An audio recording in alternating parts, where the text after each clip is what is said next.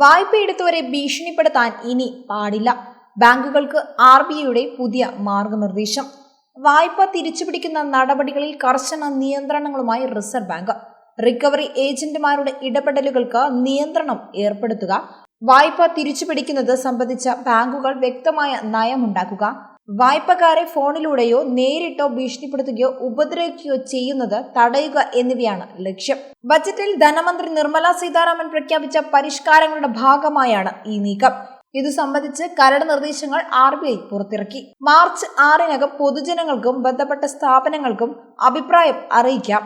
വായ്പ തിരിച്ചുപിടിക്കുന്നതുമായി ബന്ധപ്പെട്ട് വായ്പക്കാരോട് മാന്യമായി പെരുമാറുക, ഈടായി നൽകിയ വസ്തുക്കൾ ഏറ്റെടുക്കുന്നതിന് വ്യക്തമായ ചട്ടമുണ്ടാക്കുക, റിക്കവറി ഏജന്റുമാരുടെ പ്രവർത്തനങ്ങൾ നിരീക്ഷിക്കുക, റിക്കവറി ഏജന്റുമാർക്ക് പെരുമാറ്റച്ചട്ടമുണ്ടാക്കുക, വായ്പക്കാർക്ക് പരാതി അറിയിക്കാൻ സംവിധാനം ഉണ്ടാക്കുക എന്നിവയാണ് നിർദ്ദേശങ്ങൾ.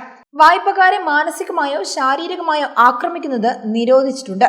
വായ്പ തിരിച്ചുപിടിക്കാൻ ഏർപ്പെടുത്തിയിട്ടുള്ളവരുടെ പട്ടിക ബാങ്ക് ശാഖയിലും വെബ്സൈറ്റിലും പ്രസിദ്ധീകരിക്കണം.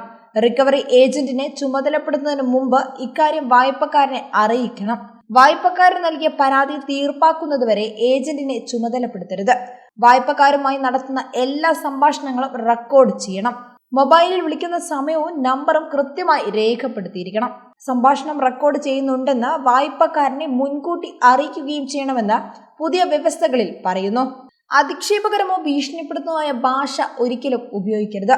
മൊബൈലിലൂടെയോ സോഷ്യൽ മീഡിയയിലൂടെയോ ഉചിതമല്ലാത്ത സന്ദേശങ്ങൾ അയക്കരുത്. കൂടുതൽ തവണ വിളിക്കുകയോ നിശ്ചിത സമയത്തിന് ശേഷം വിളിക്കുകയോ ചെയ്യരുത്. ഭീഷണിപ്പെടുന്ന കോളുകൾ അല്ലെങ്കിൽ അജ്ഞാത നമ്പറുകളിൽ നിന്നുള്ള കോളുകൾ എന്നിവ നിയന്ത്രിക്കുക. വായ്പക്കാരെയോ അവരുടെ ബന്ധുക്കളെയോ സുഹൃത്തുക്കളെയോ സഹപ്രവർത്തകരെയോ രഹസ്യമായി അപമാനിക്കുകയോ സ്വകാര്യതയിലേക്ക് കടന്നു കയറുകയോ ചെയ്യരുത്. വായ്പക്കാരെയോ കുടുംബത്തെയോ ഭീഷണിപ്പെടുത്തരുത്.